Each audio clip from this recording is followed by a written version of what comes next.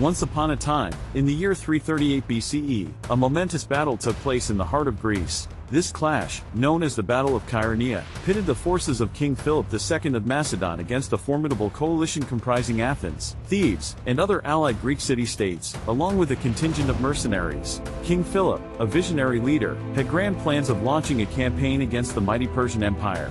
However, the Greek city-states, eager to establish an alliance with Persia, thwarted his ambitions by aligning themselves with King Artaxerxes. Philip realized that he needed to act swiftly and decisively before his Greek rivals could strike a blow against him.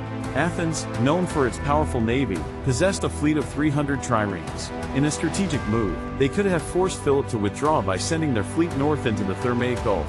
However, swayed by the myth of the invincible Greek hoplite soldier, Athenian leader Demosthenes chose to confront Philip's forces on land, playing into the strengths of the Macedonian army.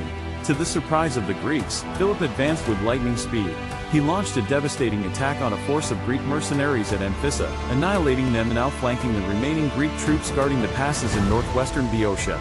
Faced with this unexpected turn of events, the Greeks were compelled to abandon their defensive positions and retreat southward. Philip commanded an army of around 30,000 infantry and 2,000 cavalry, while the Greek force, under the command of Chares, numbered approximately 35,000 infantry and 2,000 cavalry.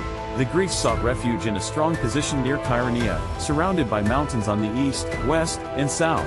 Philip, a seasoned military commander, recognized the challenge ahead but made a final attempt to negotiate a peace settlement with Athens and Thebes. Despite gloomy predictions from the Delphic oracle, Demosthenes, driven by his ambitions, dismissed the possibility of a settlement and forced Philip's hand. The battle unfolded on August 4, 338 BCE, with the battlefield stretching over a 2-mile front.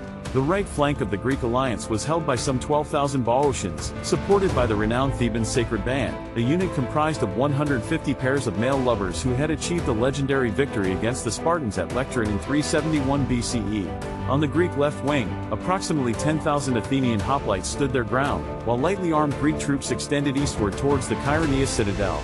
The Greek center was manned by additional forces, including roughly 5,000 mercenaries. Philip, being a shrewd strategist, recognized that the Theban forces posed the greatest threat among the allied Greek troops. The Thebans had previously broken their alliance with Macedon to side with Athens and had a lot at stake in the outcome of the battle. The Theban soldiers were known for their exceptional training, and Philip had actually modeled his own military reforms after the Theban forces when he ascended to the throne of Macedon. On the other hand, the Athenian troops were not as well trained. Athens hadn't engaged in a major land battle for 2 decades, and its soldiers were essentially citizen volunteers. Philip adhered to a crucial principle in battle: the quickest and most efficient way to secure victory is to target and defeat the strongest portion of the enemy's forces, rather than focusing on the weakest. Thus, crushing the Theban sacred band, a renowned military unit, would be the key to a Macedonian triumph. Philip strategically positioned himself on the Macedonian right flank, commanding the Guards Brigade, known as the Hypaspists. He had a strong but lightly armed force protecting his flank. In the center, he placed the regiments of the Macedonian phalanx. And on the Macedonian left, directly opposing the Theban sacred band, he entrusted his 18-year-old son, Alexander, later known as Alexander the Great, with the command of the Macedonian cavalry, an immense responsibility for such a young leader. This demonstrated Philip's unwavering faith in his son's military prowess. The Macedonians initiated their advance, and when the two armies collided, Philip's right wing slightly outflanked the left wing of the allied Greek forces. The Guards Brigade engaged the Athenians first, while Philip's center and left wings held back, slightly withdrawn from the Greek center and right. As the Guards Brigade clashed with the Athenians, the Athenian commander on the left, Stratocles, ordered his troops to charge the Macedonians. Although the Athenians initially pushed the Macedonians back, the withdrawal of the Guards Brigade was a calculated maneuver, not a retreat. They continued to face their enemy while moving back step by step up a gentle slope, effectively keeping the advancing Greeks at bay. During this time, a gap formed between the Greek center and the Theban forces on the right.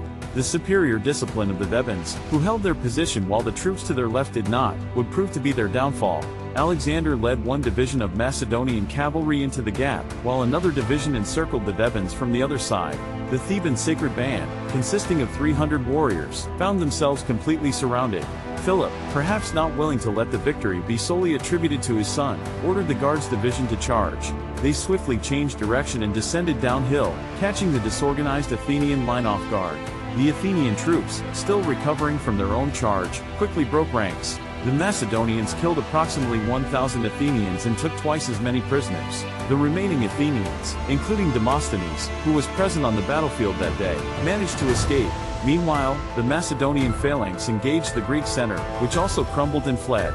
Only the sacred band remained steadfast. Similar to Leonidas and his Spartans at Thermopylae, the sacred band held their ground in perfect formation but tragically perished. Only 46 members of the sacred band were captured alive, while the remaining 254 were laid to rest in a mass grave on the battlefield, where they remain to this day, marked by the Lion of Chaeronea. It is said that Philip mocked the performance of the Athenians but shed tears for the fallen sacred band. The Battle of Chaeronea showcased the superiority of the Macedonian 13-foot pikes over the 6-foot spears of the Greeks. It stands as one of the most decisive battles in Greek history, marking the end of the city-state's independence and establishing Philip as the master of all Greece. He proceeded to establish a federal system that united the numerous city-states, putting an end to the internal conflicts that had plagued them for so long.